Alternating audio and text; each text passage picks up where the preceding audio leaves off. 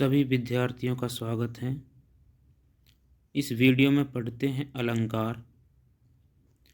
अलंकार शब्द अलम प्लस कार के योग से बना है, जिसका अर्थ है आभूषण या विभूषित करने वाला। जिन उपकरणों या शैलियों से काव्यों की सुंदरता बढ़ाई जाती है, उन्हें अलंकार कहते हैं। अलंकार मुख्य दो प्रकार के होते हैं।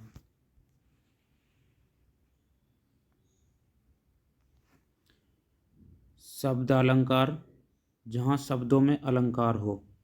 शब्द या अक्षर के प्रयोग से बनने वाले अलंकार शब्दालंकार कहलाते हैं, जैसे अनुप्रास, यमक, श्लेष अलंकार। दूसरा है अर्थालंकार, जहाँ अलंकार अर्थ पर आश्रित हो, वहाँ अर्थालंकार होता है। जब किसी वाक्य को अर्थों के आधार पर सजाया जाता है, जैसे उपमा, रूपक, उत्प्रेक्षा, मानवीकरण, अतिशयोक्ति अलंकार। एक अन्य प्रकार भी विद्वान मानते हैं, उभयालंकार।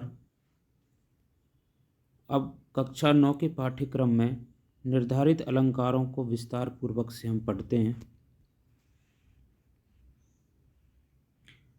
अनुप्रास अलंकार, इसमें एक ही वर्ण की आवृत्ति होती है, अर्थात एक ही वर्ण बार बार आता है। उदाहरण से समझते हैं। चारों चंद्र की चंचल किरणें खेल रही हैं जल थल में। यहाँ च वर्ण की आवृत्ति हुई है, जैसे चारों चंद्र चंचल में चा वर्ण की आवृत्ति यानी बार बार आना। संसार की समर स्थली में धीरता धारण करो। यहाँ पे सा की आवृत्ति दोबारा आना। चंदा चमके चमचम, यहाँ पे चा वर्ण की आवृत्ति हुई है। यह है आपका अनुप्रास अलंकार। उसके बाद यमक अलंकार, जिस काव्य में समान शब्द के अलग अलग अर्थों में आवृत्ति हो। इसमें एक शब्द एक से अधिक बार आता है और दोनों जगह अर्थ अलग होता है। यमक का शाब्दिक अर्थ होता है युग्म या जोड़ा। उदाहरणों से स्पष्ट होगा। पहला उदाहरण, काली घटा का घमंड घटा। यहाँ घटा एक ही शब्द है जो दो बार आया हुआ है और दोनों बार जो अर्थ हैं वो अलग अलग है। यहाँ प्रथम घटा का अर्थ बादल है और दूसरी घटा का अर्थ घटना यानी कम होना। काली घटा का घमंड घटा, यानी काला जो बादल है उसका जो घमंड है वो कम हो गया है। दूसरे उदाहरण में, कनक कनकते सौगुनी मादकता अधिकाय, या खाए बौरात नर या पाए बौरात। यहाँ कनक का अर्थ धतूरा है। पहला कनक धतूरा है, दूसरे कनक का अर्थ सोना यानी स्वर्ण है। कनक कनकते सौगुनी मादकता अधिकाय, या खाए बौरात नर, यानी धतूरे को खाने से जो नर है वो बौरात यानी पागल जैसा हो जाता है। और कहा है कि कनक सोने को पाने से भी व्यक्ति की हालत वैसी हो जाती है, पागल जैसा हो जाता है। अब पढ़ते हैं उपमा अलंकार।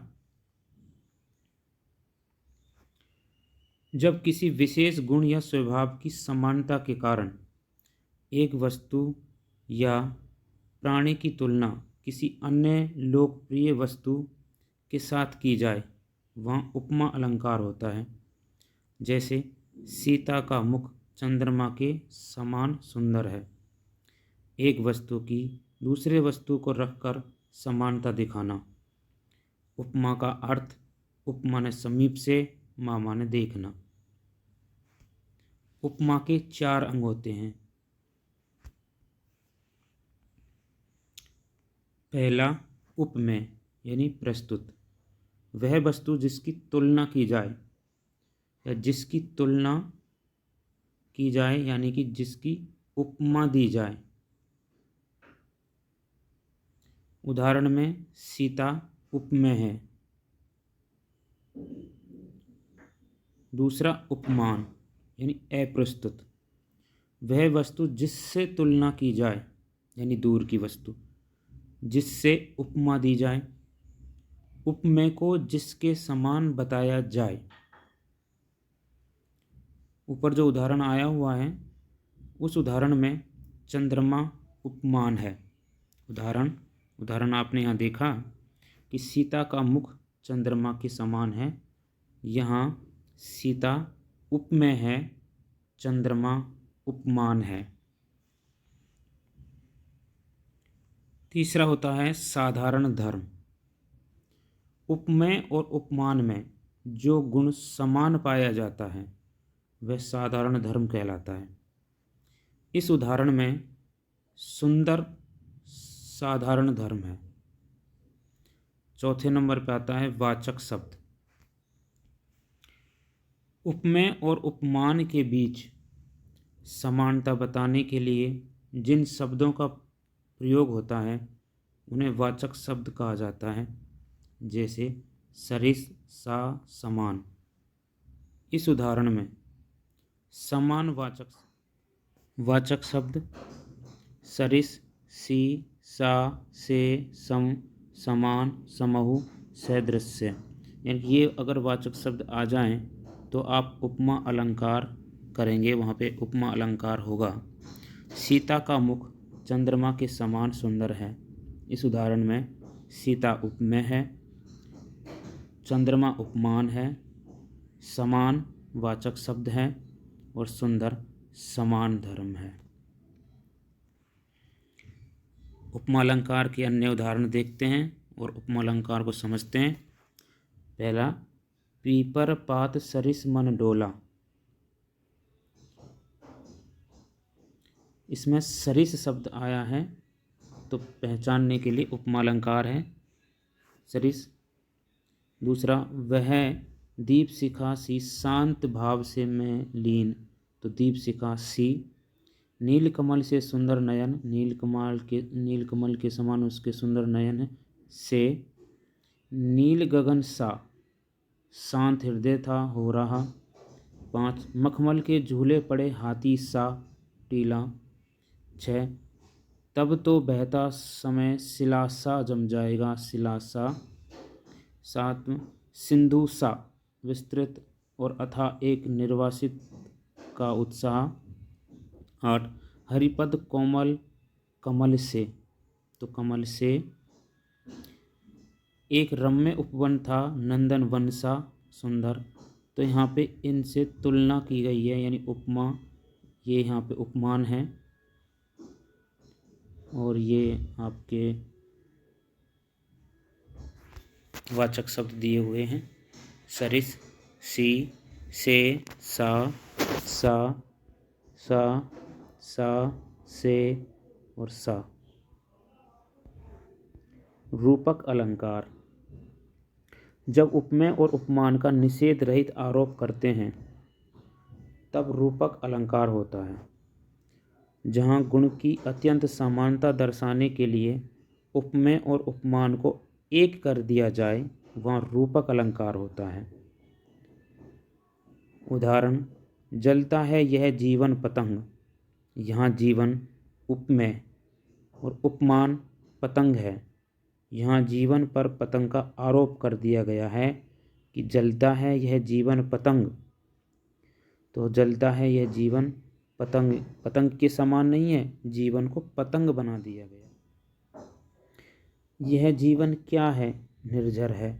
इस उदाहरण में जीवन को निर्झर के समान न बताकर जीवन को ही निर्झर कहा गया है।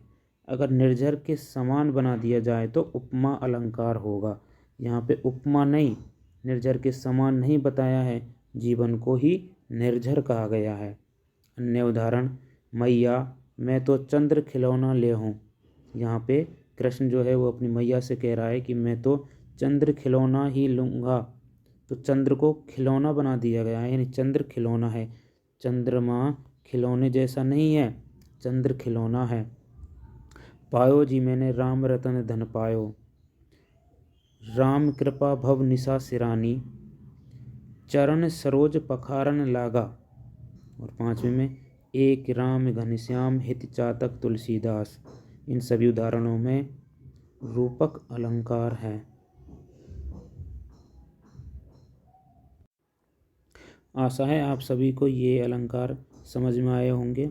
एक बार पुनः पूरी वीडियो को देखेंगे और उदाहरणों को समझेंगे तो अलंकार आसानी से आपकी समझ में आ जाएंगे। धन्यवाद।